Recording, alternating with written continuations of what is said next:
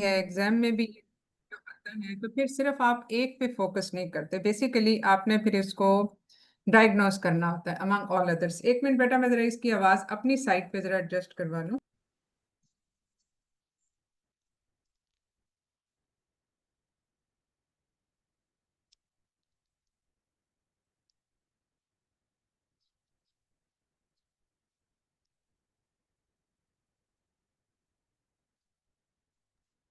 जी रुखसाना, बताइए। तो जी इस मैडम।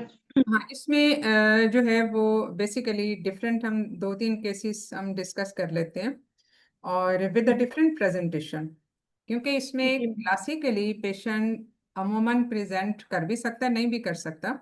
तो मसला वहाँ पे होता है, खास तौर पे कि जो प्रेगनेंसी वाली सिचुएशन है इसमें ज़्यादा मसला होता है। तो just to clear your concepts के इसमें किस तरह से presentation and how to diagnose it, diagnosis के बाद ही फिर बेस करती है ना सारी मैनेजमेंट। जी, now share your case with us. madam, my scenario is patient at 32 weeks presented with the shortness of breath and palpitations. Gravida 3 para 2 at 32 weeks with shortness of breath and palpitations. Okay, ठीक है। ये 32 weeks पे patient आई। Yes, madam. हाँ, चलें। Uh, Madam, me ready for the structure discussion. First of all, hmm. after introduction and then giving the brief demographic detail, I will address her concerns and set agenda. Hmm. As my patient is at 32 weeks with the shortness of breath and the palpitations, first of all, I will rule out the cardiac and the respiratory causes and the anemic causes. In this, hmm. as she has the shortness of the as I will ask her about the last menstrual period, and then as the anomaly scan done, and up till now in the pregnancy at 32 weeks, any complications occur and how pregnancy was gone. No, I will rule out as she presented with the shortness of breath, how long she has this shortness of breath and the palpitations, and either she has any respiratory causes and any asthma, and any she has a shortness of breath at lying down, or yeah, I will rule out the orthopnea and post nocturnal dyspnea. And I will also ask her about the any investigations done to rule out the anemia. हम्म। ठीक। After this, to rule out anemia, and then after ruling out all the causes, then I will proceed towards further. I will ask her about the any medical disorders, hypertension, diabetes, and thyroid disorders, and then I will move towards the obstetric history. In obstetric history, I will ask her about any history of the PPH and their mode of delivery and number of deliveries, and any complications occur in that. And after this, and any after this, I will ask about the hmm. Hello. Sorry madam, net disconnect हो गया था। हाँ, कोई बात नहीं, चले मैं बताइए। कहाँ पे थी मैडम, कहाँ तक आई थी आवाज? हाँ, आप ऑब्स्टेट्रिक के बाद अब आगे अब चल रहे थे, आपने Then I previous. will ask her about the previous surgical history and हाँ। socio-economic history, and then the family history, and then the sport at the home. And I will also rule out the in the previous family history. I will also rule out the thalassemia and any medical and the cardiac disorders. Okay, ठीक है। And drug allergy and sport at home. Then I will move towards the examination. In hmm. examination, I will check the BMI and the vitals, in blood pressure, pulse, temperature, respiratory rate. Then I will check the pilar, and then I will do the GVP examination, and then the breast and the chest examination and the cardiac examination. Hmm. And then I will do the obstetric examination to see the fundal height, lie, presentation, fetal heart rate. Hmm. So basically, you know the findings in this patient, or this was just a scenario for discussion purpose? Madam, ये madam case था, इसकी एको हाँ। कराई गई थी, तो एको के ऊपर ओके, उसकी ना एको लेफ्ट से पहले वेंट्रिकुलर एक डिसफंक्शन मिनट, था जिसके। एको से पहले आपने बाकी जो इसकी इन्वेस्टिगेशन, मतलब एग्जामिनेशन तो हो गया इसकी, मतलब वो एको एको को समझें कि अभी नहीं हुई। हाँ जी इसमें ये जो सारी हिस्ट्री आपने पूछी, इसमें पॉजिटिव फाइंडिंग्स क्या थी on history? And you have madam, made a very important point. अब देखो she has जो shortness of, हाँ ठीक है, और और इसमें shortening of breath, shortness of breath और पैल्पिटेशन की तो हिस्ट्री पेशेंट ने दी ही, कि वो yes इसके madam, साथ प्रेजेंट की। But regarding the differential diagnosis which came into your mind at that time before you saw the echo report, तो madam she gave history of orthopnea and post-nocturnal dyspnea was positive.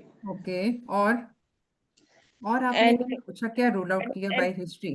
and in investigations, madam, ठीक she है, वो her तो हो pilar गया। was negative हाँ on examination. Pilar was negative, and no हाँ, respiratory causes was present. So my okay, और diagnosis was the cardiac issue according to orthopnea and postnocturnal dyspnea. और And she also has positive family history because her father was cardiac patient. Okay, cardiac patient, उसके cardiac problem नहीं पता क्या नहीं, ये नहीं क्या पता। थी? ओके, और इसके अलावा और आपके ज़हन में क्या डायग्नोसिस आया? Madam, on examination, there was a murmur at नहीं, the अभी third हिस्ट्री, heart. अभी हम सिर्फ हिस्ट्री की बात कर रहे हैं। मैडम, बस यही था, ऑर्थोप्निया और पोस्ट नेक्टिव डिस्नी। ठीक है, देखो कुछ तो सिम्टम्स ऐसे हैं जो सबसे पहले आपके जहन में जो आएगा वो सबसे कॉमन कॉज है anaemia.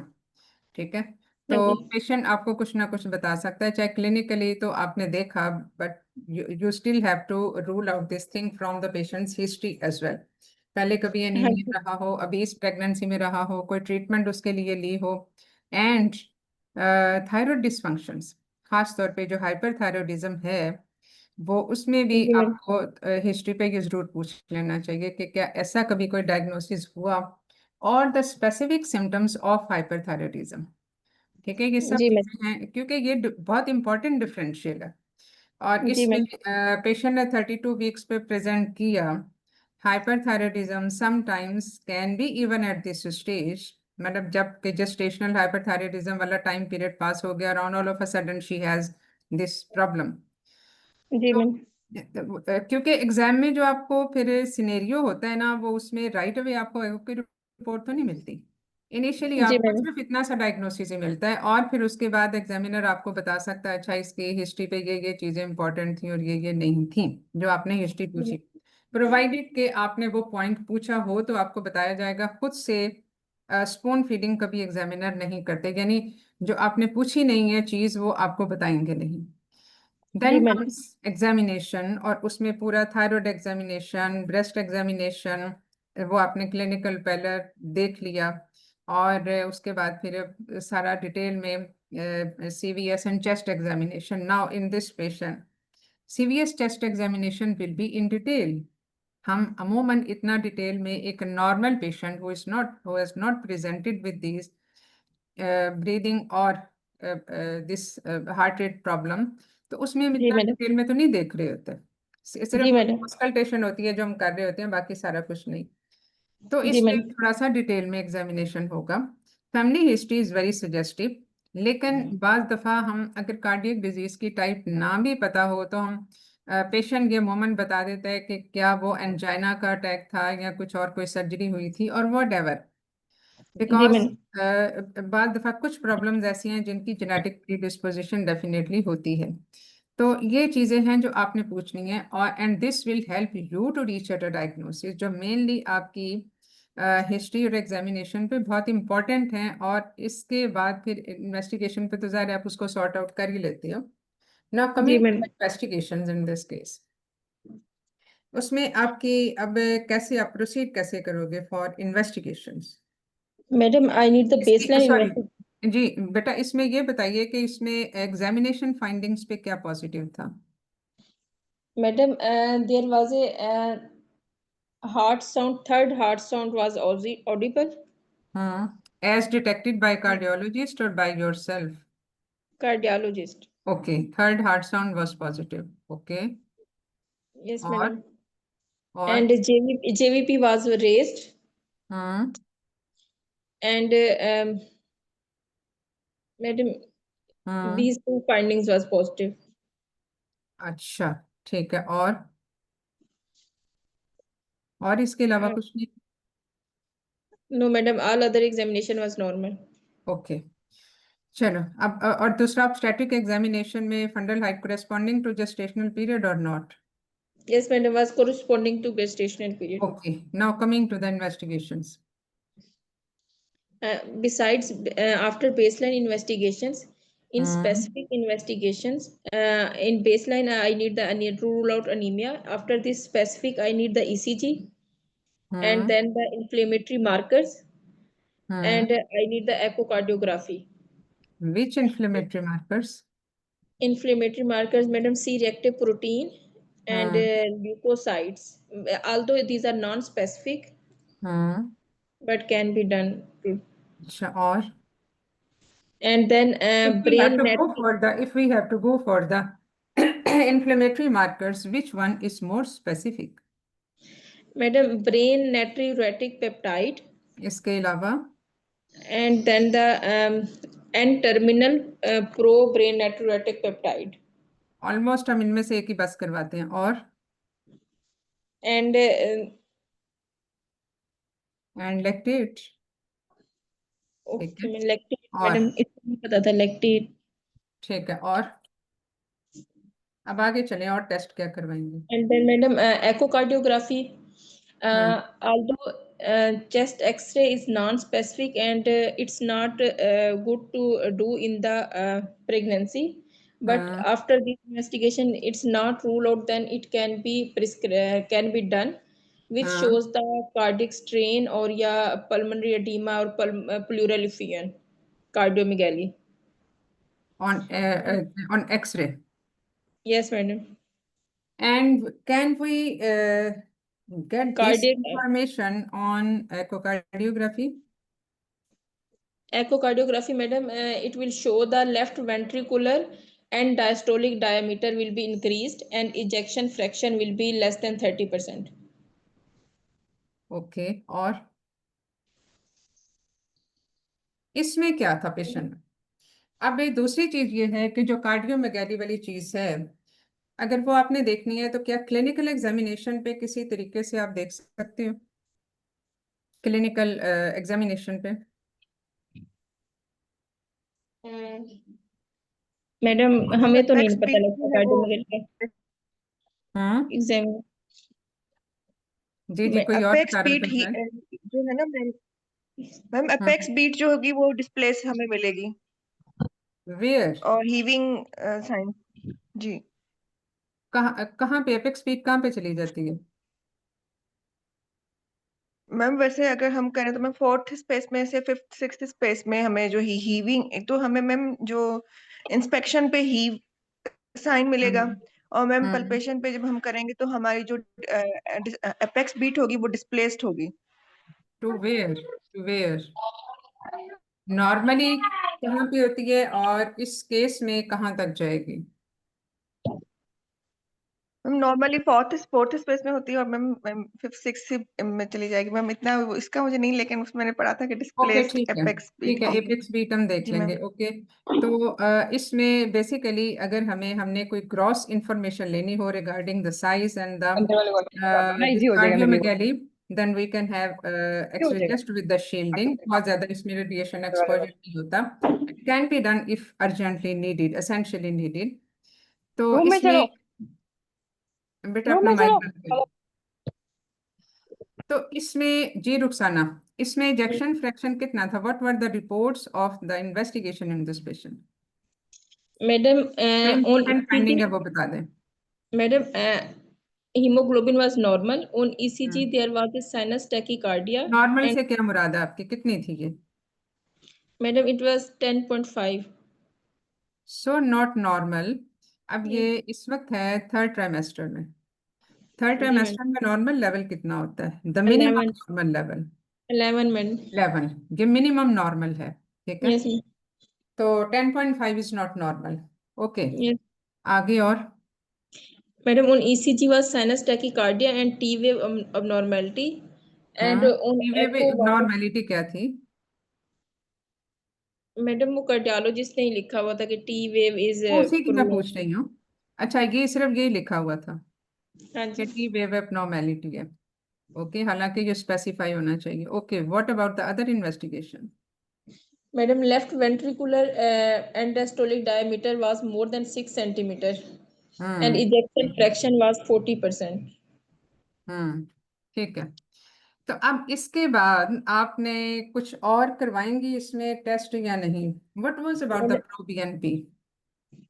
Did you have the inflammatory markers as you suggested for this patient? Yes, madam, brain natriuretic peptide. Um, but its report was not available at that time when I see this patient in the ward. Okay, ठीक है। और इसके अलावा हम इसको 250 कर लेते हैं, Yes, madam. supposedly। ठीक है, और Madam, and then cardiac MRI can be done cardiac MRI करवाने का ऑब्जेक्टिव क्या है? without contrast. Madam, to see the cardiac chamber and then the systolic function and the intracardiac thrombi.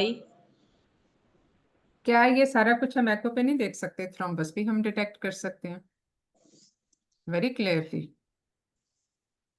Yes, madam. तो what is exactly the purpose of doing MRI? I agree with this in this patient, लेकिन उसका मकसद क्या है, objective क्या है? Because every investigation should tell you some additional diagnostic points. हम Madam, ऐसे to तो see हर the एक में हर चीज tissue. नहीं करा रहे होते ना। Madam, to see the cardiac tissue injury, to see the fibrosis, necrosis, capillary leakage.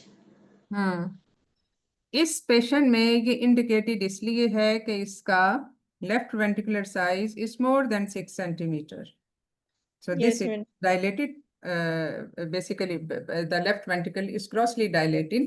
So in this case we have to rule out the causes के उसमें उसका सारा blood vessels pattern, उसमें injury to the myocytes, cardiomyocytes and the fibrosis, ये सारी चीजें हैं जो आपने उसमें assess करनी है, which will be assessed by MRI। वो हमें Yes, एको नहीं madam. बताएगा। एको हमें ओवरऑल डायमेंशंस उसकी बता सकता है, लेकिन अदरवाइज ये जो फाइन डिटेल और रिगार्डिंग द टिश्यू इटसेल्फ वो हमें एमआरआई से ही पता चलेगी। चलें जी, अब ये सारा कुछ हो गया। पेशेंट आपके पास आया and the she is having SOB and palpitation and you have diagnosed it to be a case of cardiomyopathy। Yes, ma'am. तो इसमें except for the echo report, जो Yes, ma'am. बाकी आपकी ईसीजी रिपोर्टिंग है और इस पे जो है वो, उस पे आप क्या कमेंट करोगे? Madam, as my patient is the 3rd trimester and then brain natriuretic peptide is more and echo findings, my diagnosis will be the peripartum cardiomyopathy. Okay, मैंने सिर्फ ये सवाल पूछा है, वो डायग्नोसिस में हमें कोई शक नहीं, लेकिन मेरा सवाल ये था कि जो ईसीजी की चेंजेस हैं, आप उस पे आपने ईसीजी करवाई फॉर सम रीजन, और ईसीजी का भी आपको मकसद पता होना चाहिए कि पेशेंट को अगर कोई चेस्ट पेन वगैरह का प्रॉब्लम नहीं है तो what you want to gain from ECG, क्योंकि ECG has its own specific physiological findings during pregnancy. और जो आपने जितनी चीजें मुझे बताई, साइनस टैकीकार्डिया है, टी वेव एबनॉर्मैलिटी है, ये सारी नॉर्मल इन द प्रेगनेंसी होती हैं। Even third heart sound is normally seen is one of the physiological changes of pregnancy। और इसमें ST segment depression, T wave inversion, ये सारी चीजें हैं जो कि नॉर्मली भी प्रेगनेंसी में हो सकती हैं। जी So ma'am. it will not differentiate, यानी ये आपको कोई खास इंफॉर्मेशन नहीं दे रही। तो इसका जवाब ये है, अगर कोई ये सवाल पूछे कि जो ईसीजी की चेंजेस मैंने आपको बताई या जो आपको पेशेंट की पता है, उसमें उस पे आप कमेंट करें, तो आप ये कहोगे कि these changes are non specific because they जी मैम।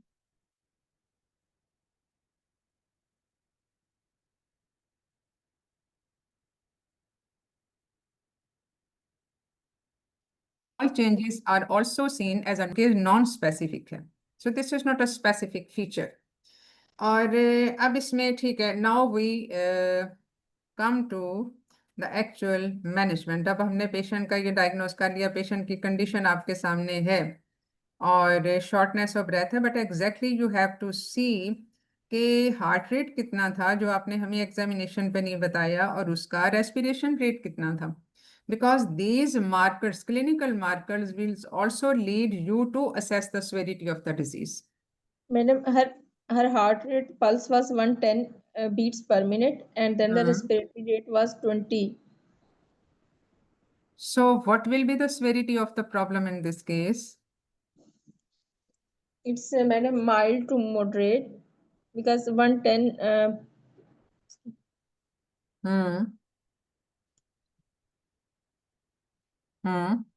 ठीक है, madam बताइए। और बीपी इसका कितना था? madam blood pressure was normal. So she never had this problem in the previous pregnancy, nor in the first half of the pregnancy, and the second also, not in between the pregnancies, and all of a sudden she developed it. Why? Yes. Can you comment on any pathological factor in this patient? जो पहले उसको नहीं हुए, she is gravida 3 para 2 with uneventful pregnancies so far, as told by me. Because madam, she has sudden orthopnea and postnuptial dyspnea. So these are the findings suggestive of the cardiac issue. And ठीक है, वो आई agree with, लेकिन मैं ये पूछ रही हूँ कि इसमें पैथोलॉजी क्या हो सकती है, कॉजेटिव फैक्टर्स क्या हो सकते हैं? The patient for the first time developed this problem in the second half, in the third trimester of pregnancy. madam, causative factors And may was there any trigger among all of those risk factors in this patient? आपको मेरा सवाल समझ आया Rukhsana? yes, madam मुझे समझ आ गया। आप पूछ रही हैं कि जी। क्या फैक्टर हो सकता है, जैसे कि हाँ, इस प्रोलैक्टिन पेशेंट में क्या जैसे फैक्टर हो सकता है, and generally what factors are responsible as a causative factor for this cardiomyopathy? Madam, as we have read that prolactin genetic causes also lead to the cardiomyopathy in the third trimester. Is And that the patient, sole factor? yes, madam. Is that the sole factor as a No, madam. causative factor? और prolactin तो उसका पिछली Madam, pregnancies में भी होगा, वो पिछली pregnancies में ये तो नहीं हो सकता ना कि प्रोलैक्टिन लेवल बहुत कम हो। no, madam, genetic causes can be and vascular and hormonal causes. Genetic भी हो सकती हैं, लेकिन जेनेटिक्स तो पहले से ही होंगे। Yes, madam. Because madam, but no such history was present in the previous pregnancy, because she was gravida 3 para 2. And there was no history in this patient Yes, of madam. such problem in Madam, previous its risk pregnancy. factor can be the obesity and chronic hypertension. Was she obese? Madam, her BMI was 29 years. 29, मतलब इसको हम overweight कह सकते हैं, obesity में शायद ये ना आए। Yes, madam. ठीक है, और Maternal age, madam, maternal age and multiparity. अब देखो इसका जवाब ये होता है, इसको ना आप आंसर को फिर लिंगर ऑन नहीं करना चाहिए। अगर ये एग्जामिनर ऐसा सवाल पूछे तो फिर आप ये कह सकते हो कि दो the common risk factors as a causative factor of the peripartum cardiomyopathy include age and genetics, जो कि 15 to 20% में तो genetics का ही रोल होता है, और इसके अलावा उसकी ओबेसिटी है, मल्टीफीटल प्रेगनेंसी है, मल्टीपैरिटी है, और हाइपरटेंशन है, और इसके अलावा जो है और उसमें ड्रग यूज वगैरह एंड इन्फेक्शंस, वायरल इन्फेक्शंस भी। But the patient denies any such history as asked by her. तो इसमें सिर्फ ये है कि इसकी एज आपने हमें कितनी बताई थी, 30, more than 30, and the multiparity basically हम उसको कहते हैं जो मोर देन 4 हो, तो ये उसमें मल्टीपैरिटी वाली कैटेगरी में नहीं आता। तो एक्सेप्ट कि she has a borderline age for that peripartum cardiomyopathy, but only that factor is identified in this patient and none of the other factors has been identified as told by the patient and as examined. तो इसमें ऐसी कोई चीज नहीं है, जरूरी नहीं होता कि इसमें ये रिस्क फैक्टर्स हैं, ऐसा नहीं है कि इसमें रिस्क फैक्टर ना हो तो फिर नहीं हो सकता, बिल्कुल हो सकता। तो इसमें ये यानी ये रिस्क फैक्टर जिनको हम हाई रिस्क पेशेंट कहते हैं कि ये पेशेंट है जिसमें ये हो सकता है, and the past cardiac problem जो इसमें नहीं थे, फैमिली जी history of a non specific cardiac disease though is there, लेकिन अगर फादर में था तो फादर, मतलब अगर ऐसा कोई कार्डियोमायोपैथी वाला फैक्टर होता तो definitely must be 15 to 20 years 25 years older than the patient herself, इतना तो होगा ना, मतलब फादर की एज होगी। सो अगर यस मैडम। उसमें अभी कोई प्रॉब्लम नहीं है तो हम ये कह सकते हैं कि शायद ये ना हो। We are not confirmed about it, about the type of the disease. अगर चाहिए ये पूछा यस जा सकता है पेशेंट से, अगर हमारे जेन में शुरू से ये हो कि ये कार्डियोमायोपैथी हो सकती है, तो भी पेशेंट से हम उसके स्पेसिफिक सिम्टम पूछ सकते हैं जो हमें पता होते हैं कि ये इसमें हो सकता है, और ये कि क्या जी मैडम। मेडिसिन ले रहे हैं या क्या मेडिसिन से भी पता चल जाता है कि क्या डिजीज होगी। तो इसमें उस तरह से जो है वो रिस्क फैक्टर नहीं है। दूसरी चीज ये कि pregnancy itself is a risk factor, तो उसमें ये भी कह सकते हो कि जो डॉक्यूमेंटेड रिस्क फैक्टर्स हैं, लेकिन pregnancy itself is a high risk time period where haemodynamic changes of the pregnancy can precipitate the underlying disease. It was not present in the last yes pregnancies, but now it has been. Maybe due to some triggering event which the patient doesn't remember. Viral infections sometimes go unidentified. जैसे Covid में हम कह सकते हैं अ very important infection for cardiomyopathy, और इसी तरह से जो दूसरे वायरल इन्फेक्शंस होते हैं वो भी ये कर सकते हैं। तो इसलिए जो है वो इसमें उसमें एक रिलेटिवली उसके साथ हम उसका जवाब दे सकते हैं कि इसमें ये चीज़ें नहीं हैं जो कि अमूमन इसके रिस्क फैक्टर समझे जाते हैं। तो इसमें अब रिस्क फैक्टर जो हैं वो आपने आइडेंटिफाई कर लिए कि ऐसा कुछ नहीं है, वरना आप रिस्क फैक्टर्स को मिनिमाइज करते हो। However the precipitating yes factor can be there. अब pregnancy is a risk factor as well as a precipitating factor. Precipitating factor उस सूरत में हो जाएगा जब उसमें कार्डियक ओवरलोड बढ़ जाएगा in the presence of increased heart rate due to anaemia, due to some infections, due to some coexistent thyroid disorders. तो जहां पे भी एक हार्ट रेट है जो कार्डियक डिजीज की वजह से बढ़ा, एक वो हार्ट रेट का बढ़ना होता है जो उसके साथ कोएग्जिस्टेंट प्रेसिपिटेटिंग फैक्टर की वजह से बढ़ता है।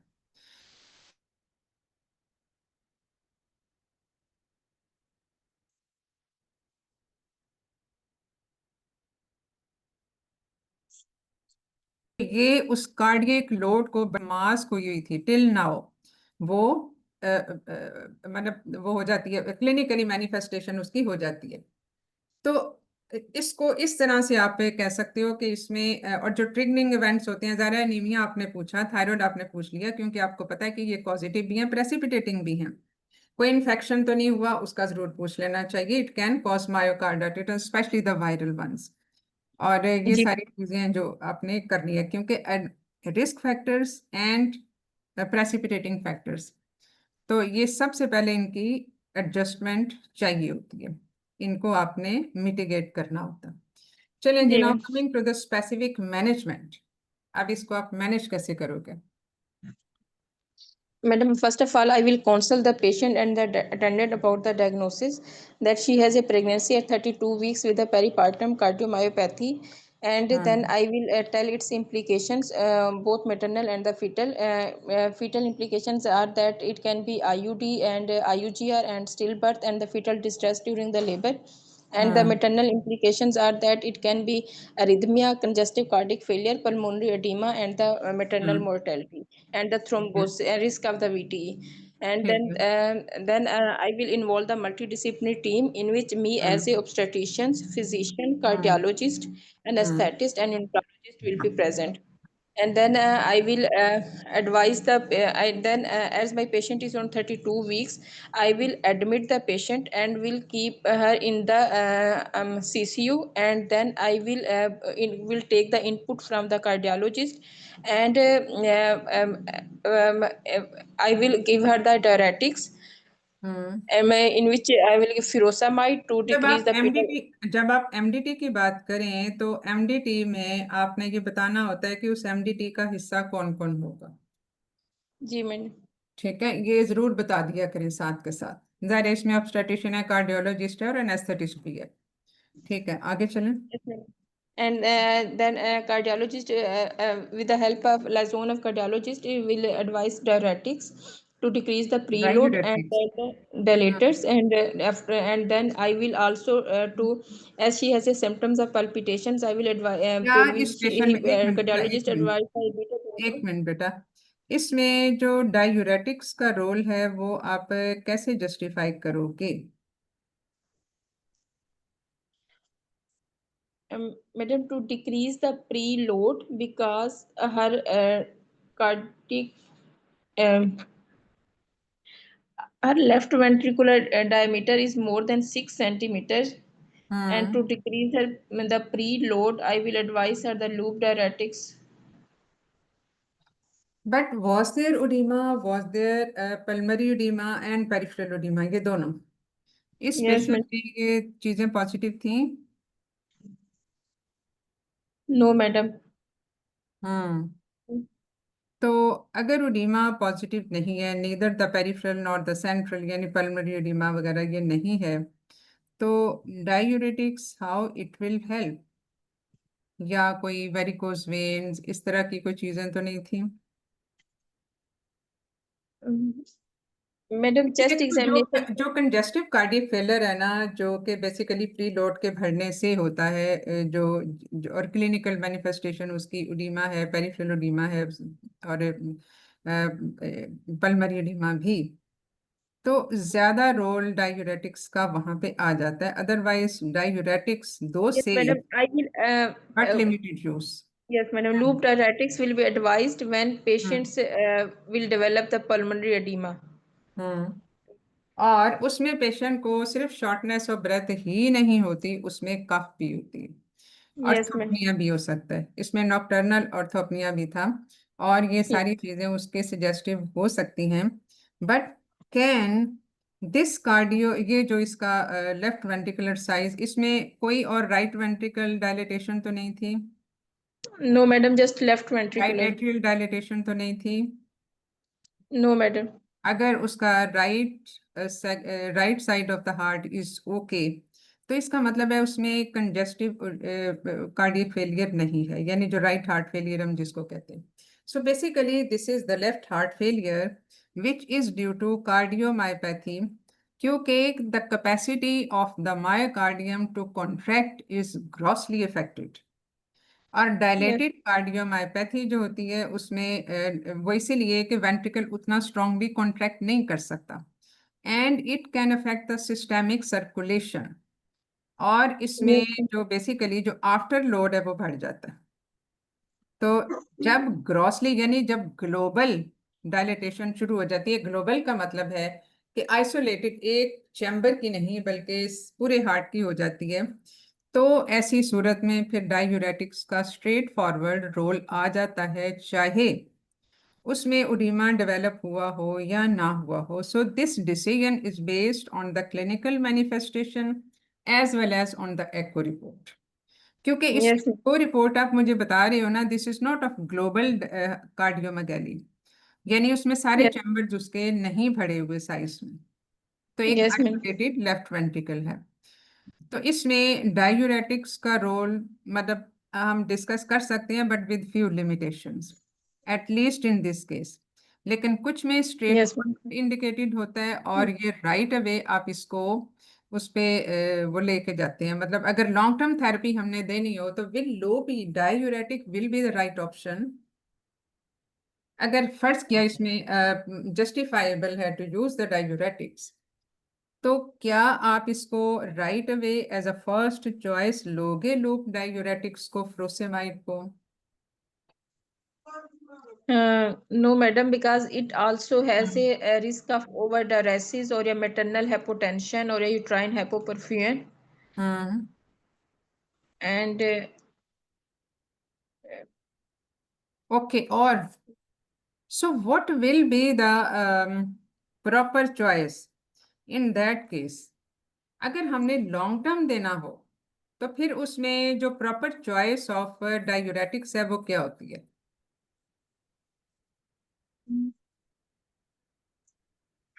madam, don't know.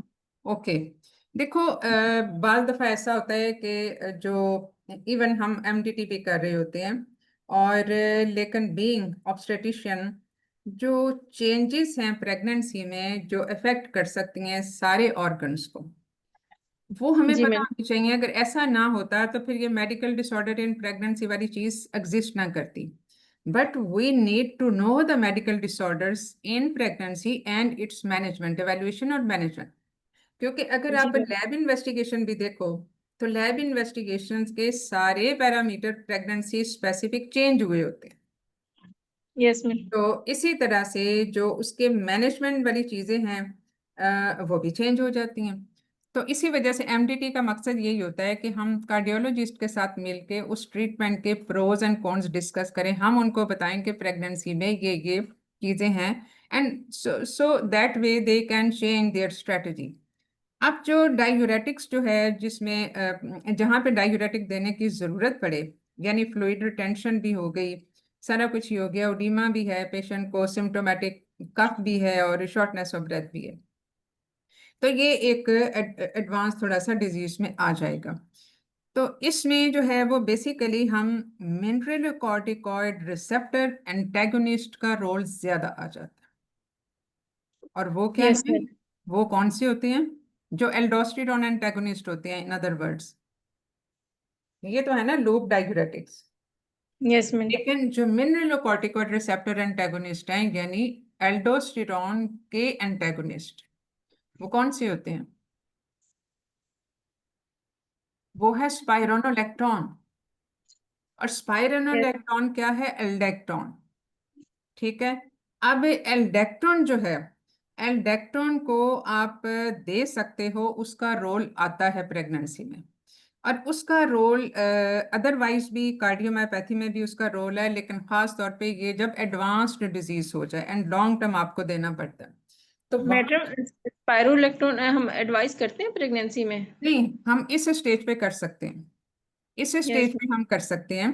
क्योंकि देखो स्पाइरोनोलेक्ट्रॉन के अब खास तौर पे ये जब ये कार्डियोमेगाली भी हुई हुई है, और अगर ये मैम। कार्डियोमेगाली ना होती तो स्पाइरोनोलेक्ट्रॉन इसमें बिल्कुल भी एडवाइजेबल नहीं था। चाहे इसमें अब ये बहुत सारी चीजें हैं जिनको मिला के आप ट्रीटमेंट डिसाइड करते हो, जिसके बेस यस पे मैम। आपकी पिक्चर बनती है, क्लिनिकल पिक्चर बनती है, और उस पर आप ट्रीटमेंट डिसाइड करते हैं। क्योंकि जो एल्डोस्टेरोन का इफेक्ट है वो कार्डियोमायोपैथी को एग्रेवेट करता है, that is a precipitating factor. तो एल्डोस्टेरोन को एंटेगोनाइज करना, स्पाइरोनोलेक्ट्रॉन को देना। अब इसमें सिर्फ जो साइड इफेक्ट होता है वो ये होता है हाइपरकेलेमिया, लेकिन इतना नहीं, आप इसको हमेशा लो डोज में दे रहे होते हो। और लो डोज का मतलब ये है कि आपने उसको 25, आप 100 मिलीग्राम नहीं दे रहे होते जिसकी प्रेपरेशन यूजुअली अवेलेबल है। Rather you yes give ma'am. Aldactone in the 25 milligram per day, और इसको आपने इससे ज्यादा नहीं देना होता है, and this is pregnancy safe. मतलब इसमें प्रेगनेंसी पे ऐसा कुछ इफेक्ट यस मैम। नहीं होता, फीटल रीनल प्रॉब्लम्स इसमें नहीं होते इस कम डोज के ऊपर। क्योंकि हमेशा जो ड्रग्स के जो साइड इफेक्ट्स हैं वो डोज डिपेंडेंट होते हैं, एक तो ड्यूरेशन डिपेंडेंट और एक डोज डिपेंडेंट भी। तो इसमें जो खास तौर पे जो इसमें इसका रोल होता है एल्डेक्टोन का, स्पाइरोनोलेक्टोन का, वो इस कार्डियो ये जो डायलेटेड कार्डियोमायोपैथी है इसमें पॉजिटिव इस तरह से होता है कि ये उसका फाइब्रोसिस नहीं होने देता। यस और मैम। और इसके अलावा ये एंटी इन्फ्लेमेटरी भी होता है, because inflammation is cited to be a very important reason for propagating the cardiomyopathy. तो कार्डियोमायोपैथी में जब ये डायलेटेड होना शुरू हो जाती है तो उसमें उसका फाइब्रोसिस और उसकी rigidity, wall rigidity, which further compromise it's contractility capacity, तो यस मैम। उस फाइब्रोसिस को ये रोकता है। अगर जो फाइब्रोसिस को रोकने वाली और भी मेडिसिन है, और इसमें जो एक और हम चीज देते हैं वो ये होता है कि हम इसमें even calcium channel blocker sometimes उसका भी ये किसी हद तक ये रोल आ जाता है। ठीक है। तो जो डायूरेटिक्स हैं इसके बारे में ये आपको ये चीजें सारी पता होनी चाहिए। चलें यस जी, मैडम। आगे और क्या करेंगे अब इसमें लेकिन आपने आप डायूरेटिक्स। कैल्शियम सेंसिटाइजिंग एजेंट कह रही थी, वो गाइडलाइंस में लिखा हुआ था लेवोसी मेंडन। हाँ उसका जी। लिखा हुआ था कि जो हम कैटिकोलामाइंस देते हैं ना, एड्रीनालिन और डोब्यूटामिन, जब वो पेशेंट मतलब अनस्टेबल होता है, क्रिटिकल होता है, तो क्योंकि वो कैटेकोलामिन्स क्या करते हैं कि ऑक्सीजन की जो मायोसाइट्स ऑक्सीजन वो है डिमांड वो बढ़ा देते हैं, तो पेशेंट ऑलरेडी कार्डियक होता है, उसका पहले से तो इश्यू चल उसमें रहा एक होता है। अच्छा ऑल्टरनेटिव है, लेकिन इसका मसला ये है कि ये वो नहीं है, FDA रिकमेंडेड नहीं है। देखो, कैल्शियम चैनल ब्लॉकर्स और calcium sensitising agents are two different things. ये तो यस आपको मैम, पता है ना। हाँ जी कैल्शियम मैम, चैनल ब्लॉकर्स में नाइफेडिपिन है, नाइफेडिपिन आप नहीं देते। यस मैम, नाइफेडिपिन नहीं देते आप इसमें प्रेगनेंसी में। लेकिन जो कैल्शियम सेंसिटाइजिंग एजेंट्स हैं वो आप दे यस सकती मैम, हो, और वो यस मैम, लोड को भी कम करता है। ठीक है, चलें जी, अब आगे चलें। Yes ma'am. Madam, I will admit the patient prop up and then वो the हो गया, ठीक है, आपने I will डाययूरेटिक्स का भी I देख will लिया attach रोल, the वो आप। हाँ जी, हाँ।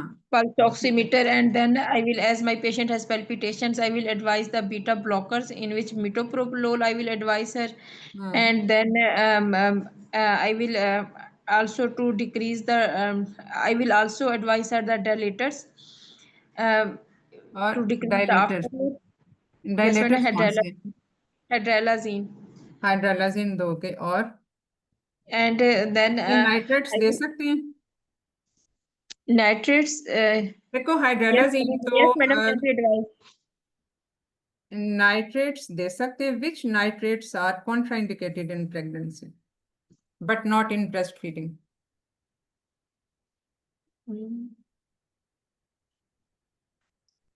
इसमें नाइट्रोप्रोसाइड नहीं दे सकते, ठीक है, लेकिन हाइड्रोलाजीन हम दे सकते हैं, लेकिन उसका जो एक हाइपोटेंसिव इफेक्ट है वो आपके जेहन में होना चाहिए।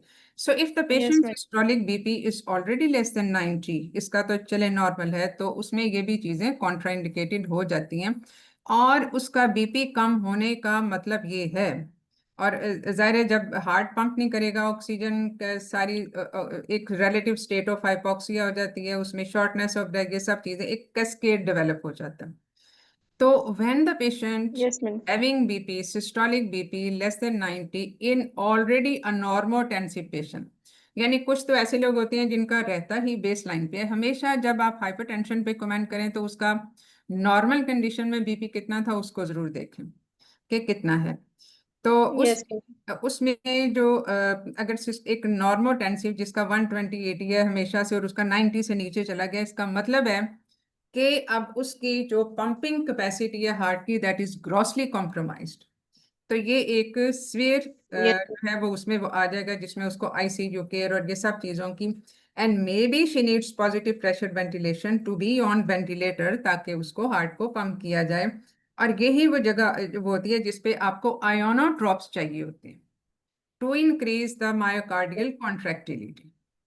ठीक है, yes, madam. इस पे जहाँ पे ये सिम्टम्स आना शुरू हो जाए। चलें जी, ठीक है। और बीटा Then, madam, ब्लॉकर्स बात कर I रहे थे, will beta blockers are suggested for palpitations, madam, and क्योंकि पैल्पिटेशन भी जो पंपिंग कैपेसिटी होती है वो कम कर देते हैं, systolic yes, madam. BP, arrhythmias वगैरह, फ्लटर्स Yes, में तो madam. बिल्कुल ही हार्ट फेलियर हो जाता है ना। लेकिन फिब्रिलेशंस भी, ये ओवरऑल जो पंपिंग कैपेसिटी है, क्योंकि उसमें रीफिल नहीं हो रहा होता, हार्ट का रीफिल नहीं होगा तो वो पंप क्या करेगा? कुछ भी नहीं। उसके अंदर ब्लड आएगा तो उसको निकालेगा ना बाहर। ठीक है, तो इसलिए उनको कंट्रोल करना बहुत ज़रूरी है। तो उसके लिए जो हम basically beta sympathomimetic specific B1, तो वो वाली हम ड्रग्स देते हैं। और उसमें जो ड्रग्स हैं जो आपने बताई हैं ये सारी उस पे वो हैं।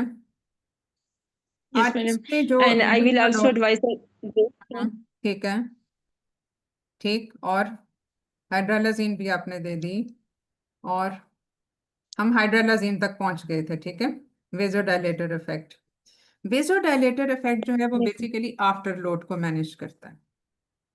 ठीक है, वो कम कर। yes, madam. चलें जी, अब आगे। और Madam, I will also advise the growth scan because there is a risk of the fetal growth नहीं, ये restriction. ट्रीटमेंट इसकी पूरी And हो गई, कार्डियक प्रॉब्लम की ये सारी। चलो ठीक है, मॉनिटरिंग पे चलते हैं अभी फिलहाल। आपने फीटल ग्रोथ को मॉनिटर किया, और yes, madam, 2 weekly growth scan, and हाँ, then my aim will be to deliver it vaginally, And during the labor, I will do the continuous CTG and then the half hourly chest auscultation and the fetal heart rate monitoring, and proper ठीक है। position oxygen will be given, and हाँ then fluid monitoring, restricted हाँ fluid, and then continuous ECG and pulse oximeter will be tested, हाँ and then CVP line will be maintained, and हाँ। then CVP I line will. इस एक ऐसा patient जो कि mild to moderate है उसमें सीवीपी लाइन डालने की जरूरत है, क्योंकि सेंट्रल जो आप मॉनिटरिंग करते हैं हीमोडायनामिक्स की monitoring, that is Yes, ma'am. Basically in group 3 और 4। ठीक है, क्योंकि सीवीपी के अपने इश्यूज होते हैं, और अगर हम खाली एसवीडी के साथ कर रहे हैं तो उसमें प्रोबेबली जो पेरिफेरल पल्सेस की मॉनिटरिंग है वो भी काफ़ी है, अनलेस के पेशेंट बीच में क्लिनिकली अनस्टेबल हो जाए। और उसमें क्या प्रिकॉशंस हैं जो इस पेशेंट में आप लोगे? Precautions, madam. I will strict fluid monitoring, and then the concentrated oxytocin infusion will be given. Ergometrine will be avoided, and the limit the second stage, and then the left lateral position, and to avoid the aorto cable compression. हाँ ठीक है। और And the cardiologist must be present at the time of the delivery, and neonatologist okay will be present. ठीक है। और Madam, dilated cardiomyopathy है, आपने management initial management में भी एक चीज मिस कर दी, लेकिन चलें वो हम बाद में डिस्कस कर लेते हैं, अभी इसको पूरा करें, अभी लेबर को। and hmm. then madam, सिंट्रोसिनोन इसको after कैसे that, दोगे? yes, सिंट्रोसिनोन इसको कैसे दोगे? madam, I will give it in the concentrated form, उसका क्या like in मतलब है? madam, हम जैसे 5 इंटरनेशनल यूनिट देते हैं ड्यूरिंग लेबर, तो हाँ हम इसे वो हम देते हैं 1000 इसमें, लेकिन हम इसे 500 ml में देंगे। हाँ। अच्छा, अगर मैं कहूँ कि 500 ml में 10 मैडम, यूनिट्स मिला दो, और ताकि ड्रॉप्स और भी स्लो चले जाएं, इसका मकसद क्या होता है इतना स्लो इन्फ्यूजन देने का? मैडम, क्या इफेक्ट्स हो सकते हैं सिंटोसिनोन के? इवन साइटोटेक भी बाद में जो हमने डिलीवरी के बाद भी जो देनी होती है उसके भी अपने इफेक्ट्स होते हैं। तो इसमें मैडम, ताकि हाइपोटेंशन ना हो ना। वो कैसे? हाइपोटेंशन अगर आप स्लो स्लो वैसे ही दे रहे हो जो सिंटो ड्रिप हम देते हैं, एक तो होगी hello, fluid restriction. Fluid restriction है, और फ्लूइड रिस्ट्रिक्शन ये क्यों करेगा? By triggering the more release of aldosterone, जिसको हम एंटेगोनाइज करना चाह रहे हैं। ठीक है, तो कंसंट्रेटेड फॉर्म में देते हैं अगर उसकी जरूरत हो तो, यानी अगर ऑगमेंटेशन के लिए हमें चाहिए तो वो। और स्पेसिफिकली जब फर्ज किया डिलीवरी हो जाती है उसके बाद सिंटो कैसे दोगे? And sorry how? मैडम, हाँ जी। सॉरी मैडम, नेट का इशू हो गया था मैडम। इसके कोई बात हम नहीं। जो है कंसंट्रेटेड 4 ड्रॉप्स पर मिनट देते हैं।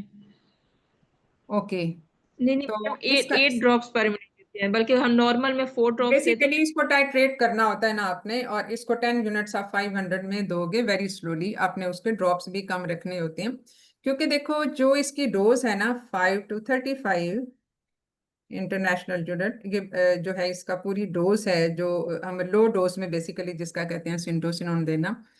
लेकिन इसमें ये तो हो गया ड्यूरिंग लेबर ऑगमेंटेशन के लिए, लेकिन जब आप पेशेंट डिलीवर हो जाएगा तो प्रोफाइलैक्सिस ऑफ पीपीएच कैसे करोगे? Madam, I will give her the 40 units in the 500 ml in the concentrated form, and then active third stage of management, and then the misoprostol will be given. Carboprost can be given to avoid the नहीं PPH. नहीं, वो treatment पे आ जाता है, मैं तो prophylaxis की बात कर रही हूँ, ट्रीटमेंट इज डिफरेंट थिंग। तो प्रोफाइलैक्सिस है जो हमने रूटीन में देना है, और प्रोफाइलैक्सिस में साइटोटेक नहीं आती, that is included in the treatment. हम हर एक को साइटोटेक रख देते हैं, but that is not a part of prophylaxis. Prophylaxis में सिर्फ सिंटो ही आती है। तो प्रोफाइलैक्सिस में हमने जो सिंटो उसको देनी है वो कैसे देंगे? क्या ड्रिप अगेन हम स्टार्ट करेंगे? या अगर हमने फर्ज किया हमने ये देनी है सिंटो, तो वो हम कैसे देंगे?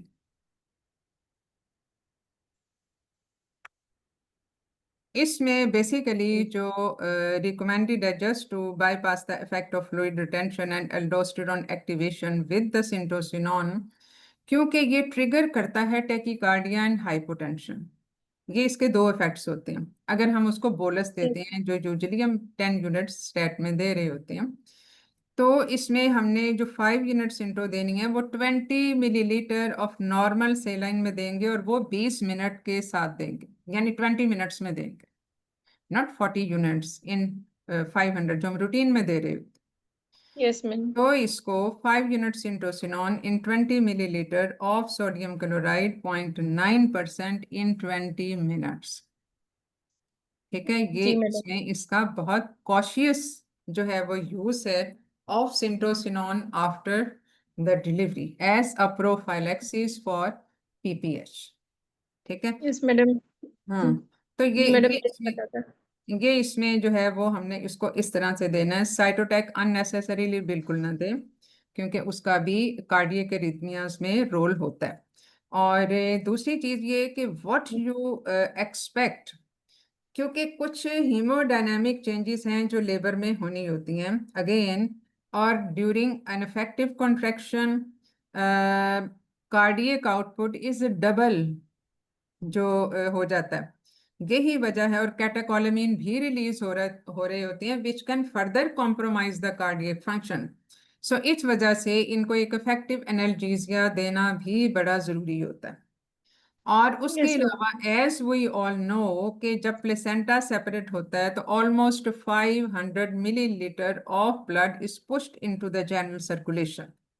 तो एक ऑलरेडी जो डिजीज्ड हार्ट है उसमें इतना सा ब्लड भी जो है, जो फ्लूइड ओवरलोड है, वो पल्मरी एडिमा करने के लिए काफी होता है। So as a prophylaxis you have to keep the patient in negative fluid balance. और नेगेटिव यस फ्लूइड बैलेंस कैसे होगा? बाय इंजेक्टिंग आईवी फ्रोसेमाइड, जो कि आप तकरीबन 40 मिनिमम 40 यूनिट्स आप उसको वो देते हो, 40 मिलीग्राम देते हो। तो वो आपने आईवी उसको देना है almost 15 to 20 minutes before the expected time of delivery. क्योंकि इसको जब हम आईवी देते हैं तो इसका इफेक्ट होते होते 20 से 30 मिनट लग जाते हैं। तो तब तक, जब तक उसका इफेक्ट होता है and the baby is delivered, the patient is already in negative fluid balance. वो उसको कॉम्पनसेट कर यस सकता है, वो 500 मिलीलीटर ऑफ ब्लड जो कि प्लेसेंटा के सेपरेट होने के बाद यूट्रस की कॉन्ट्रैक्शन और रिट्रैक्शन के नतीजे में उसमें सर्कुलेशन में पुश हुआ, and now yes ma'am. the patient is already in negative fluid balance, so that will be well compensated by the maternal circulation. Yes ma'am. ठीक है। तो इसको इसको ये सारी वो एहतियाती तदाबीर हैं जो कि आप कर रहे होते हो। अब एक कुछ चीजें ऐसी हैं इवन पोस्ट बर्थ भी, जो कि पेशेंट को एट रिस्क रखती हैं, और इसमें इसीलिए पेशेंट की हाई डिपेंडेंसी यूनिट में केयर होती है रादर इन CCU। ऐसा जो पेशेंट होता है कार्डियोमायोपैथी वाला, एट लीस्ट फॉर 72 आवर्स। और यस उसमें मैम। सारी हम इसकी हीमोडायनामिक जो चीजें हैं जो उसको हम देख रहे होते हैं। Patient should be free from anaemia, patient should not having any infection. उसको आप एंटीबायोटिक प्रोफाइलैक्सिस दे के तो उसको इफेक्टिवली आप ट्रीट करते हो। And one thing which you missed in your antenatal management is the use of anticoagulant, because there is cardiomegaly और ejection yes fraction भी कम। यानी इसका जो डायलेटेड हार्ट है, लेफ्ट वेंट्रिकल है, which is the main pumping power, उसका main yes जो कंपोनेंट है चैम्बर है हार्ट का, वो वही है। तो और उसमें वो इजेक्शन फ्रैक्शन उसका कम है, दो नॉट वेरी स्वेयर, क्योंकि ये 40% से तो कम है, बट स्टिल कॉम्पनसेट कर रहा है अभी। तो उसमें जब इजेक्शन फ्रैक्शन कम होता है और हार्ट का चैम्बर ज्यादा हो जाता है, तो फिर हम उसमें थ्रोम्बस, क्योंकि उसमें ब्लड का स्टेसिस ज्यादा टाइम के लिए हो रहा होता है, तो वहां पे थ्रोम्बस बनने के चांसेस होते हैं। If there is no heart dilatation, no cardiomegaly, ejection fraction is supposedly 40% भी है, तो फिर उसमें जरूरत नहीं है। एंड स्पेशली खासतौर पे इसका रिस्क उस वक्त बढ़ जाता है जब पेशेंट को टैकीकार्डिया हो या फिब्रिलेशन हो। तो ये इन सारी चीजों के ऊपर बेस करे Yes, sir. कार्डियोलॉजिस्ट की ओपिनियन, और हम इसमें इसको एंटीकोएगुलेंट देंगे। Which anticoagulant will be safe in pregnancy? Madam, Clexane, which we prescribe, low molecular weight heparin. ठीक है, ठीक है। और अगर अगर इसमें हमारे पास ऑप्शन हो कि पेशेंट क्लेक्सिन नहीं ले रही है, जाहिर कॉस्ट इफेक्टिव नहीं है, तो और हमारे पास ऑप्शंस क्या होती हैं? Madam, in the critical case, at the unfractionated heparin, low critical molecular हो weight. या क्रिटिकल हो या ना हो, लेकिन अगर जैसे ये कार्डियोमेगाली वाला पेशेंट है तो इसमें तो हम दे सकते हैं, लेकिन क्या कोई ओरल भी दे सकते हैं इसको, उसका कोई फायदा होगा? Madam, warfarin can be advised. हम्म, ठीक है। What about the directly acting anticoagulants? Madam, directly acting कौन से? एपिक्सिवेन, जो बेसिकली जो ये होते हैं, लेकिन directly acting usually are not recommended in the pregnancy. वो रिलेटिव कॉन्ट्राइंडिकेशन उनकी होती है, but can be given during the breast feeding time period. लेकिन इसमें ज़्यादा जो प्रेफरेबल ऑप्शन है या तो इंजेक्टेबल, और इंजेक्टेबल में भी अगर कॉस्ट इफेक्टिव का इशू है एंड इंजेक्टेबल इज इंडिकेटेड, तो आप अनफ्रैक्शनेटेड हेपरिन पे जा सकते हो। अब ये जो Yes. दूसरी ऑप्शन है, अगर फर्ज किया पेशेंट के लिए ये मैनेज करना मुश्किल हो, because with this condition the patient should better stay in the hospital till she is stable, और अगर वो नॉन कंप्लाइंट है तो she should be in the hospital for the rest of time period. अब इसमें जो है unfractionated heparin definitely is cost effective. और ये दूसरी चीज ये है कि इसको वरना वारफिरिन दे दो, क्योंकि अभी तो 32 वीक्स पे है, Yes, sir. 36 वीक्स पे उसको वैसे ही चेंज ओवर कर दो। ऑलमोस्ट 36 आवर्स तो लगते हैं उसका इफेक्ट रिवर्स होने में। और लेकिन ये है कि इसको जो है वो आप अगर फर्ज किया ये क्लेक्सन भी ले रही हो, तो क्लेक्सन को भी 36 वीक्स पे अनफ्रैक्शनेटेड हेपरिन के साथ कन्वर्ट कर दें, बिकॉज द क्लेक्सन Yes, का ma'am. इफेक्ट और वो सारा वो जो है वो उसमें इमिडिएटली हम उसको एंटीडोट दे सकते हैं in case of heparin, sorry ये जो है protamine sulphate, in case of अगर हेपरिन पे हो पेशेंट तो। प्रोटामिन सल्फेट क्लेक्सिन का इफेक्ट 60% में नलीफाई करता, लेकिन बाकी में रह सकता है। अगर इमीडिएट डिलीवरी हो रही हो या पेशेंट फुली डायलेटेड आ गई उस कंडीशन में, तो फिर मसला हो सकता है, इसलिए 36 वीक्स पे उसको भी कर देना चाहिए। Otherwise in a well managed patient, या जिसमें ऐसा कोई रिस्क ना हो, या वेल कंप्लाइंट पेशेंट है, कंट्रोल्ड कंडीशन है, तो उसमें आप ये क्लेक्सिन इवन कंटिन्यू भी रख सकते हो। अच्छा, अब इसमें Yes. ये तो था नॉर्मल डिलीवरी का। अब इसमें बाद दफा हम कहते हैं कि सेक्शन इसमें वो होगा, सेक्शन करना चाहिए। तो what are the conditions where we need to decide for a section and the first hand, मतलब उसमें हमारा ट्रायल ऑफ लेबर देने का कोई ऐसा वो नहीं होता, because the risk are more. Because, madam, if patient is on warfarin नहीं, and मॉर्फिन के साथ तो सेक्शन और ज्यादा मसले का हो जाएगा। मैडम ये गाइडलाइंस में लिखा हुआ है ना कि अगर पेशेंट आपके पास अचानक आती है और वारफरीन के ऊपर है तो आपने सिजेरियन करना है। वो क्यों? वॉरफरीन के ऊपर तो कोई इंडिकेशन नहीं बनती, ये कभी भी इंडिकेशन नहीं होती सेक्शन की। मैडम ये गाइडलाइन में है। मैं कटिंग, लेकिन शायद यहाँ पे कुछ और कैंडिडेट्स भी हैं। ये है कि अगर पेशेंट वारफरीन, क्योंकि उसके इफेक्ट को जो है रिवर्स करने में टाइम लगता है, तो वारफरीन एओर्टिक डिसेक्शन, एओर्टिक एन्यूरिज्म और एक और भी है, ये हैं उसके अंदर के भी आपने सिजेरियन करना होता है।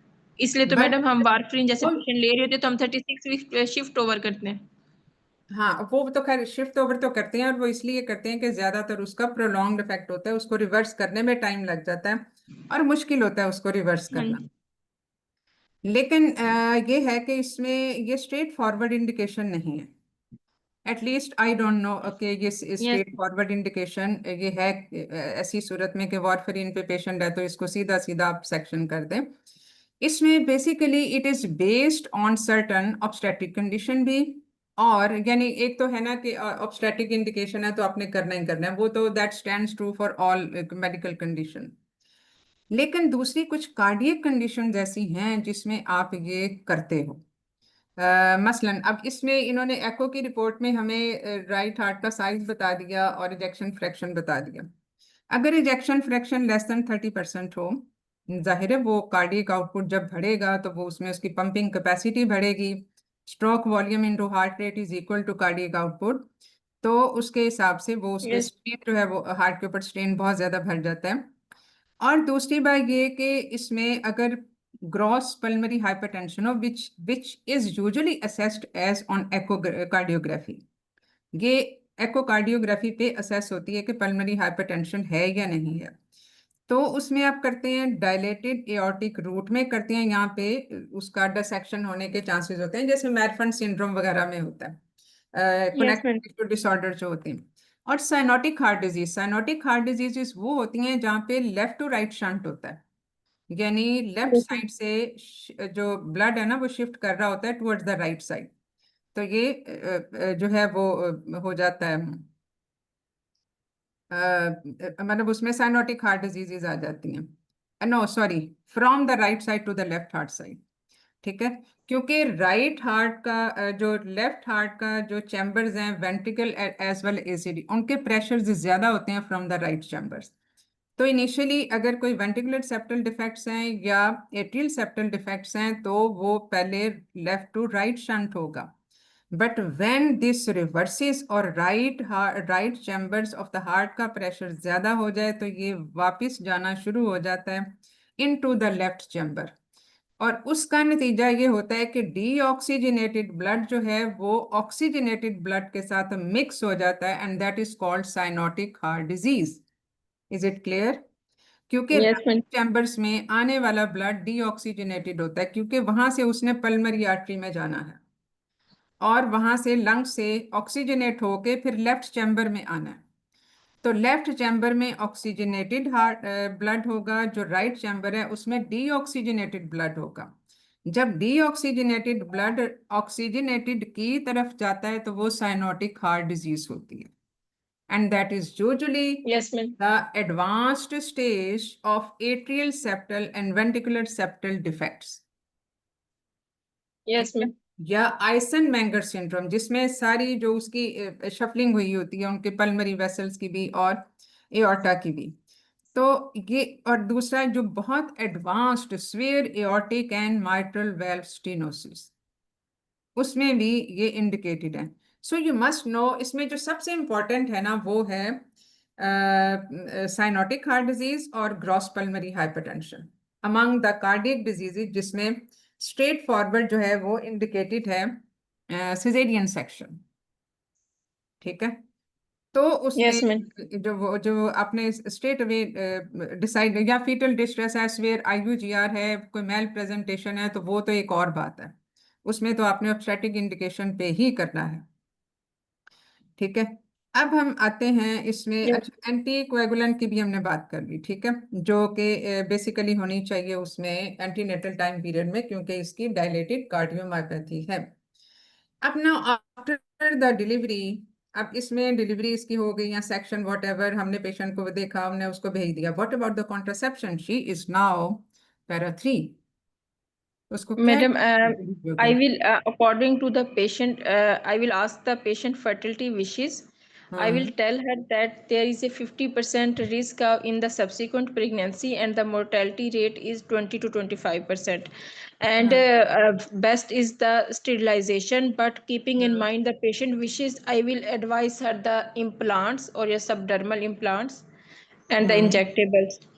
And ठीक है, अब इसमें जो है ना basically due to risk of thrombosis हम ये सब चीजें कर रहे होते हैं, लेकिन ये मतलब एक ये तो खैर पोस्ट पार्टम है ना, इसमें इतना मसला नहीं है, लेकिन एंटीनेटल पीरियड में जो प्रोजेस्टेरोन होता है ना वो ज्यादा डैमेजिंग इफेक्ट करता है ऑन द मायोसाइट्स, मायोकार्डियम के ऊपर, because of its pro inflammatory वो चीजें। अब इसमें एक और भी चीज है, does should the patient breast feed her baby, because we as you have told us कि प्रोलैक्टिन तो इसमें कल्प्रिट है। Yes, madam. If patient is unstable, hmm if patient is stable, then she can breastfeed. हम्म ठीक है। Prolactin level तो फिर जाहिर है वो रेज होगा काफी, और डायलेटेड कार्डियोमायोपैथी है। अब स्टेबल से क्या मुराद है आपकी? Stability will be basically assessed bye her symptoms and bye her science and the Madam, in report of guidelines it echo. is written that if patient is symptomatic, unstable, and ejection fraction is less than 45, then she hmm should avoid breastfeeding. Hmm, okay. और हम breast feeding को avoid करके तो और क्या करेंगे? What is the purpose of avoiding the breast feeding in this case? Because in To some suppress the areas where prolactin the level. patient, okay, in some areas where the patient cannot afford to bottle feed the baby due to its cost effectiveness. ये तो एक ideal situation है ना कि ये हो तो ये कर दो, लेकिन व्हाट, अब दूसरी बात ये कि जहां पे इंडिकेशन हो for antagonizing the prolactin levels, और वो क्या होता है? जहां पे थोड़ा सा एडवांस्ड डिजीज हो, because prolactin as you told us के is a culprit in this situation, but how it does affect the myocardial capacity? ये कैसे अफेक्ट करता है? मैडम, पहले पढ़ा था, अब याद नहीं इसकी पैथोफिजियोलॉजी। कोई सॉल्युबल ओके, फिलामेंट्स होते हैं ऐसे। हाँ, मतलब इसमें बेसिकली दो चीजें जो pregnancy specific apart from the haemodynamic changes of the pregnancy which are a precipitating and aggravating factor, वो तो है ही है, वो तो हर प्रेगनेंसी में होता है, और हर प्रेगनेंसी में डिसिडुआ भी होता है, और हर प्रेगनेंसी में प्लेसेंटा और प्रोडक्टिन लेवल रेज हुए होते हैं। But only some patients are affected, उनका जेनेटिक प्री डिस्पोजिशन भी हो सकती है 15 से 20% में, and the rest of it may be affected may be by some viral infections या उस तरह जो हमने रिस्क फैक्टर किए। अब इन सारों में से अब जो ज्यादा जो चीज जिस पे स्टडीज ने फोकस किया वो है prolactin level. Basically prolactin level का जो बायोलॉजिकली एक्टिव बाय प्रोडक्ट है, जो कि जिसको हम 16 kDa कहते हैं, वो उसका उसका नाम ना भी याद रहे तो इट डजेंट मैटर, बस उसका जो बायोलॉजिकली एक्टिव जो है, मतलब जिसका बेसिकली इफेक्ट ज्यादा होता है टिश्यूज पे, दैट इज प्रो इन्फ्लेमेटरी। और यस मैम। उसमें उसमें ये जो रिलीज होता है ज्यादा, ये प्रोडक्ट जो बनते हैं, या यानी यानी इनकी जो कंसंट्रेशन इंक्रीज करती है, this is under the effect of oxidative stress, यानी free oxygen radical, which again is dependent upon pro inflammatory scenarios, यानी इन्फ्लेमेशन। इसी तरह से जो डिसिडुआ है वो भी कुछ फैक्टर ऐसे बना रहा होगा जो कि ऑक्सीडेटिव स्ट्रेस को बढ़ाता है, और वो भी जो मायोकार्डियम की ब्लड वेसल्स हैं उनको डैमेज करना शुरू होता है। एंजियोजेनेसिस का इफेक्ट जो है वो कम हो जाता है, which is basically required for the cardio protection. तो ये जो यस मैम। चीजें हैं ये सारी मिल मिला के इसको एक बड़ा एक हॉट टॉपिक बना दिया कि इसमें जो प्रोलैक्टिन लेवल हैं इसको इसको हम करें, and this is being used after the birth of the child as a treatment of cardiomyopathy. अब इसमें जो कार्डियोमायोपैथी का ज्यादातर जो होता है, almost 75% of the cardiomyopathies are due to are in the post partum period. तो इसमें जो ऑलमोस्ट 15 to 20% जो है वो एंटीनेटल टाइम पीरियड में होती हैं। और उसकी क्या वजह है? हीमोडायनामिक चेंजेस तो सारी प्रेगनेंसी में हो रही होती हैं। तो इसमें यस मैम। जो सारे इसमें ये है कि इम्यूनो सप्रेशन हुई होती है in the pregnancy, and yes when the pregnancy is over वो इम्यूनो सप्रेशन वाला इफेक्ट खत्म हो जाता है, और ये सारी चीजें immune system comes into activation. ये हमने पहले भी एक बात की थी। तो बहुत सारी मैम। डिजीजेज जो इम्यून सिस्टम पे बेस करती हैं, जो इन्फ्लेमेशन पे बेस करती हैं, इन्फ्लेमेशन भी तो इम्यून सिस्टम से ही रिलेटेड है ना, कहीं पे यस इन्फ्लेमेशन हो तो वो सारी चीजें, तो वहां पे ये चीजें फिर एक्टिवेट ज्यादा हो जाती हैं, और हीमोडायनामिक चेंजेस तो हो ही रही होती हैं। And moreover the role of prolactin, जो उस वक्त ज्यादा अमाउंट में उसकी ज्यादा अमाउंट होती है। तो ये सारी चीजें हैं जो कि इसमें अब इसको एक नोवेल ट्रीटमेंट ऑफ हम कह सकते हैं कि इसमें अब होती है। बल्कि नोवेल ट्रीटमेंट में तो एक एंटी डायबिटिक ट्रीटमेंट भी जो है इसमें दी जाती है, लेकिन एनीवे ये सारी अभी वो हैं जो कि अंडर इन्वेस्टिगेशन भी और अंडर ट्रायल भी और अभी येट टू बी रिकॉग्नाइज्ड। और इसमें इसके अलावा जो बहुत स्वेयर केसेस में जो होता है, आप उसमें वेंट्रिकुलर सपोर्टिव सिस्टम देते हैं, आप उसमें जो उस पे उसको वेंटिलेटर पे पेशेंट को डालते हैं, और उसमें फिर बहुत सारी सेंट्रल वीनस प्रेशर और ये सब चीज़ें जो हमने डिस्कस की, ये सारी की सारी हम उसमें दे सकते हैं। डाइजॉक्सिन का रोल वहाँ पे आता है जहाँ पे जो एरिथमियास का किसी तरीके से मैनेज नहीं हो रही, and where you need ionotropic and chronotropic effects, कि उसमें मायोकार्डियम की जो कॉन्ट्रैक्टिलिटी है वो ज़्यादा बेहतर हो जाए, और उसका जो रिदम है वो भी जो है वो मतलब परसिस्टेंट जो सिम्टम्स होते हैं उसके साथ, which are not being managed by this beta blockers, तो वहां पे फिर डाइजॉक्सिन का रोल आ जाता है, तो जो कि फिर हम दे सकते हैं ऐसे पेशेंट में। और इसके अलावा जो अगर क्योंकि अगर खाली आयोनोट्रोप हो तो वो तो हमारे पास बहुत सारी चीज़ें हैं, इवन ये बीटा ब्लॉकर्स और कैल्शियम सेंसिटाइजिंग एजेंट, ये सारे आयोनोट्रोप्स में ही आते हैं। अब इसमें जो यस मैडम। हाँ जी, और मेरा ख्याल है ये सारी चीज़ें तो हमने डिस्कस कर ही ली।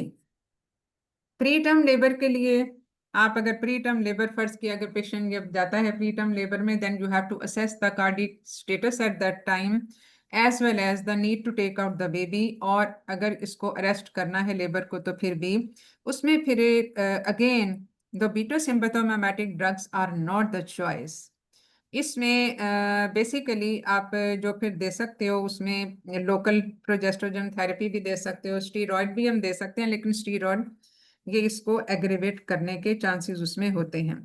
और दूसरी चीज ये कि इसमें जो आपने खास तौर पे जो ऑक्सीटोसिन एंटागोनिस्ट है, एटोसिबेन जो है, that is a wonderful drug and that can be given उसका तो एक एडिशनल बेनिफिट भी होगा। So that is quite good drug to be used for the preterm labor in these patients. तो उसमें पेन को मैनेज करें ड्यूरिंग जो है वो लेबर भी पेन मैडम स्ट्रेसफुल टोसिबेन लेबर। तो पाकिस्तान में नहीं आती ना? एट्रोसिबेन नहीं है, लेकिन ये कुछ अरेबियन कंट्रीज में अवेलेबल है, और वहां पे भी जो कुछ साल पहले की मुझे प्राइस पता है वो पर इंजेक्शन इज 50,000 50। तो अभी तक ये अवेलेबल नहीं है। अगर किसी एरिया में अवेलेबल हो तो वो और बात है, लेकिन नॉट टू माय नॉलेज कि ये कहीं पे अवेलेबल है। अभी तक कोई ऐसी हमें इंटीमेशन मिली नहीं कि हो ये अवेलेबल। अदरवाइज तो ये बहुत वंडरफुल ड्रग है कि जिसमें हम दे सकते हैं, और इसमें यस फिर नाफेडिपिन वगैरह भी नहीं दी जाती, that is not a good choice. Magnesium sulphate हम दे सकते हैं, बट शुड अवॉइड हाइपोटेंशन उसके, क्योंकि जाहिर है वो वेजोडाइलेटर इफेक्ट भी उसका होता है, तो उसमें वो उसका हाइपोटेंशन का इफेक्ट उसमें हो सकता है। मैडम एक मेरा एक क्वेश्चन है। हाँ जी।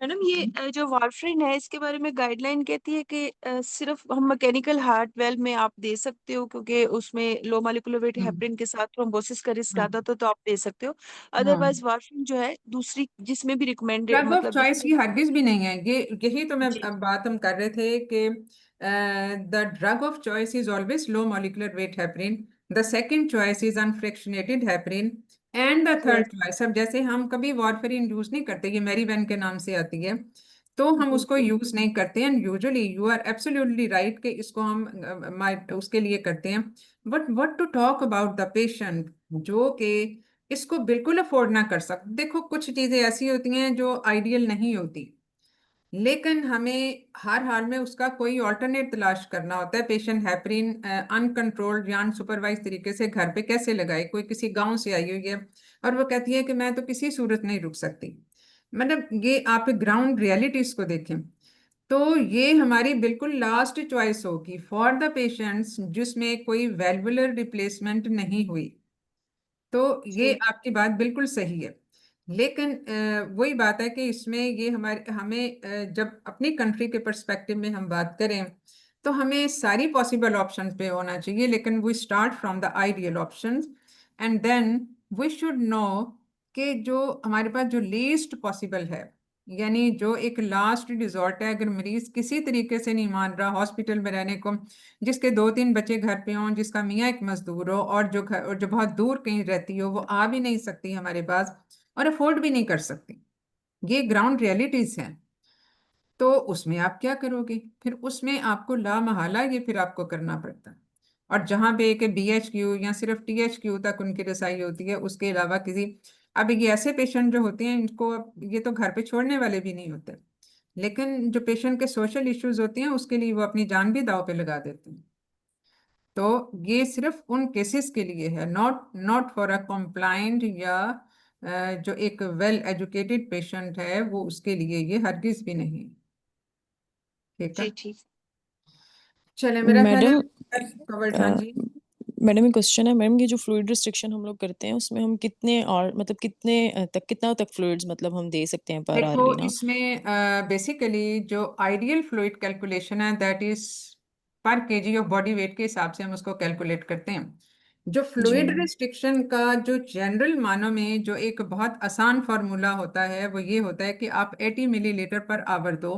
नॉर्मल एक इंडिविजुअल में of an average body weight उसका 120 मिलीलीटर ऑफ पर आवर होता है, और फ्लूइड रिस्ट्रिक्शन में आप 80 तक ले जाते हो। और अगर स्फीयर फ्लूइड रिस्ट्रिक्शन हो जाए तो डेफिनेटली फिर आपको देखना होता है कि उसका जो फ्लूइड लॉस है वो कितना है, यानी उसमें जिनमें बहुत स्फीयर हमें करनी पड़ती है, जैसे किडनी डिजीज वगैरह में भी, तो वहां पे फिर आप यूरिन आउटपुट के साथ और कुछ थोड़ा सा इनसेंसिबल वाटर लॉस का मिला के 200 का उसमें ऐड करके then you give it according to that fluid loss. फिर इसलिए कि वो फ्लूइड बॉडी के अंदर है, अगर यूरिन आउटपुट बहुत कम है, नहीं निकल रहा, फ्लूइड अंदर है, हमें और मजीद फ्लूइड देने की जरूरत नहीं है। And similarly in these patient, cardiac patients, जिनमें के फ्लूइड जो है वो थर्ड स्पेस फ्लूइड में चला गया, और due to gross hypotension the kidneys are not perfuse properly, क्योंकि इसमें तो एंड ऑर्गन फेलियर भी हो जाता है जब सिस्टोलिक इज परसिस्टेंटली बिलो 90, तो उसमें परफ्यूजन एंड ऑर्गन परफ्यूजन नहीं हो रही होती टिश्यूज की, और जिसमें पेशेंट को सिंक भी फील हो रही होती है, बहुत लो BP होता है, फीबल पल्स होती है, सारे शॉक वाले सिम्टम, लेकिन ये कार्डियोजेनिक शॉक होता है, उसमें हाइपोवोलेमिक शॉक नहीं होता ये, तो वहां पे वॉल्यूम डेफिसिट होता ही नहीं है। तो एक इसलिए जो एक क्रूड सा फॉर्मूला है वो ये है, लेकिन जो एक साइंटिफिक फॉर्मूला है वो ये है कि इसको आपने इतने millilitre, I exactly don't remember now कि अभी कितने मिलीलीटर पर KG of body weight per day के हिसाब से देना है, उसको फिर डिवाइड करके आप आवर के हिसाब से करते हो, तो ये केजी ऑफ बॉडी वेट के हिसाब से आपने देना होता है इन एन एवरेज, एक लो रिस्क पेशेंट में और एक फ्लूइड रिस्ट्रिक्शन वाले पेशेंट में आपने कैसे देना, both cardiac and renal disorder के साथ। ठीक है, तो इसको ओके मैम। हमेशा इसी तरह से कैलकुलेट करें, वरना हम अंदाजे से ऐसे पेशेंट्स को मैनेज नहीं कर सकते। This should be according to some formulas. ठीक है, जो चीज बॉडी के अंदर जा रही है उसको, उसका मेटाबॉलिज्म हमें पता होना चाहिए। मैडम वो जो मैं आपसे बात कर रही थी ना कि वारफरीन अगर पेशेंट ले रहा हो और इमरजेंसी में आ जाए तो सिजेरियन इंडिकेटेड है, वो मैंने शेयर किया है इमरान भाई के साथ, आप ग्रुप पे देखें, वो मैडम गाइडलाइन में लिखा हुआ था कि अगर पेशेंट वारफरीन ले रही है और वो आती है तो आप सिजेरियन करें। ये हमने कार्डियोलॉजिस्ट से डिस्कस किया था, उन्होंने हाँ कहा था हम वैसे नहीं करते भाई, हम हाँ वारफरीन वाले के भी कर देते हैं ना, ऐसे नॉर्मल हाँ कर सकते हैं, लेकिन वो हाँ, गाइडलाइन में लिखा हुआ है मैडम, आप देख लें एक दफा अगर। I will look into it definitely. और एक दूसरी चीज ये है कि जब पेशेंट ये ले रहा होता है, जैसे हम डिलीवरी के बाद हम पेशेंट को डाल देते हैं, उस पे एंटी कोएगुलेंट पे डालना जरूरी होता है, क्योंकि अगर हमने एक दफा इसको एंटी कोएगुलेशन दे दिया है तो डेफिनेटली जब कार्डियक आउटपुट बढ़ेगा प्रेगनेंसी में तो हार्ट थोड़ा सा मजीद डायलेट हो जाता है, नॉर्मली भी फिजियोलॉजिकली भी डायलेट हो जाता है इन प्रेगनेंसी, यस ना भी कोई कार्डियक इशू हो तो, और उसकी वजह से माइल्ड माइट्रल ट्राइकस्पिड रिगर्जिटेशन भी हो जाती है। लेकिन इसमें यस मैम इस खास पेशेंट में हमने एंटीकोएगुलेशन दी, अब हमने उसको कंटिन्यू करना है in the postpartum period when she is breast feeding yes as well, तो ये यस मैम एंटीकोएगुलेंट इफेक्ट तो जाएगा बच्चे के अंदर भी, तो शुड वी गिव इट और यस नॉट? मैम तो ये वो वाले सारे इश्यूज हैं। पेशेंट क्या 6 हफ्ते तक, अनलेस के there is very high risk for the thromboembolism या वो सारा, उसमें तो हम क्लेक्सन चलो कंटिन्यू कर लेंगे heparin, otherwise usually the patient is shifted on to the Marevan warfarin के साथ, जो अगर फर्ज किया प्रोस्थेटिक वेल्व भी है या कोई ऐसा पेशेंट है जिसमें हम ये दे रहे हैं, तो उसको उसमें तो फिर ब्रेस्ट फीडिंग में भी तो जा रहा होता है पेशेंट में, बच्चे में, थ्रू ब्रेस्ट फीडिंग। तो ये Yes. कुछ इस पे कंट्रोवर्सी एग्जिस्ट करती है। कुछ लोग कहते हैं कि इसको मतलब फिजिशियन से ही जो, क्योंकि ये एक दफा एक पेशेंट ने पूछा भी था सवाल, उसको डीवीटी था और उसको पोस्टपार्टम पीरियड में उसने पूछा कि ये जो मैं ले रही हूँ इसमें शी वाज ऑन क्लेक्सिन, तो इसका तो इफेक्ट बच्चे पे जाएगा। ये मतलब फिजिशियन ने कहा कि इसको आप बच्चे को फीड कराना बंद कर दें, बट आई कंटिन्यूड इट क्योंकि उसका इतना फिर इफेक्ट नहीं होता जितना वारफरीन का होता। लेकिन हम ब्रेस्ट फीडिंग सिर्फ इसी की Yes. वजह से डिसकंटिन्यू नहीं करते, ठीक है। तो Yes, लेकिन ma'am. I will definitely look into it to clear my concept as well, कि इसमें जो है वो अगर मेरीवेन पे पेशेंट आता है इमरजेंसी में for any reason, for labour या कोई फीटल डिस्ट्रेस है, तो उस पर हमें सेक्शन, क्योंकि सेक्शन में लॉट ऑफ प्रॉब्लम्स, उसमें भी तो हीमोस्टेसिस Yes, ma'am. हो सकते हैं and difficult to revert it back to normal. मतलब उसमें तो ये सारे वाइटामिन Yes. डिपेंडेंट फैक्टर इसमें मसला हुए होते हैं ना, तो वो हमने जैसे करना है, फिर ज़ाहिर है उसको ब्लड और ब्लड प्रोडक्ट्स के कोएगुलेशन फैक्टर्स हमें फिर देने पड़ते हैं, वो सारी चीज़ें करनी पड़ती हैं। तो लेकिन Yes, इलेक्टिव ma'am. सेक्शन करना वो फिर देखती हूँ, ठीक है। Yes, ma'am. चले Yes, जी। madam. मैडम नाइट्रेट्स का बताइएगा, नाइट्रेट्स कौन से सेफ हैं प्रेगनेंसी देखो में? इसमें जो नाइट्रोप्रोसाइड नहीं देते, बाकी जो नाइट्रेट्स हैं वो हम दे सकते हैं इफ इंडिकेटेड, ठीक है। क्योंकि जो हाइड्रेलाजीन और नाइट्रेट्स को कंबाइन करके देते हैं वो हम यूजुअली आफ्टर बर्थ देते हैं, अगर इंडिकेटेड हो आफ्टर लोड को कम करने के लिए। तो नॉर्मल लेकिन बीपी जैसे 120 तक हो तो फिर हम हाइड्रोलाजीन दे सकते हैं? दे सकते हैं, दे सकते ठीक। हैं। और इसका वेजोडाइलेटरी इफेक्ट ही होता है जिसपे पेशेंट का वो सारी फेस रेडनेस और ये सारा कुछ ये सब चीजें आ सकती हैं, और हेडेक भी होता है बहुत ज्यादा, जिसपे हम उसको मिस कैलकुलेट कर सकते हैं as aura of the eclampsia, ठीक है। तो ये सारी चीजें हैं जो कि फिर हमें उसको क्लिनिकली को रिलेट करनी पड़ती हैं। तो क्लास अब हम स्टॉप करते हैं। तो next time cardiac Thank you, disease, madam. Thank you very much. जो आप लोगों ने मुझे जो बहुत पुरानी एक लिस्ट भेजी थी उसमें ही कार्डियोमायोपैथी का लिखा हुआ था, और उसमें एक माइट्रल स्टेनोसिस का भी लिखा हुआ था। Should we do the next class on mitral stenosis in हाँ कनेक्शन मैम विद वही, क्लास, जी मैम, ठीक है। हाँ मैम वही करवा दें। Okay, Yes, madam. Thank you Thank ma'am. you, madam. Thank you very much.